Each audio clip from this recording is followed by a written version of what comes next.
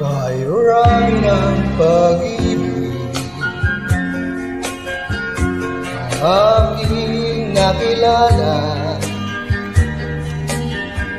naghahanap ng tunay na pagmamahal at ligaya. Akala ko ang puso ay mahihimbing na lamang, ngunit ito ay ginising ng iyong pagmamahal. Baka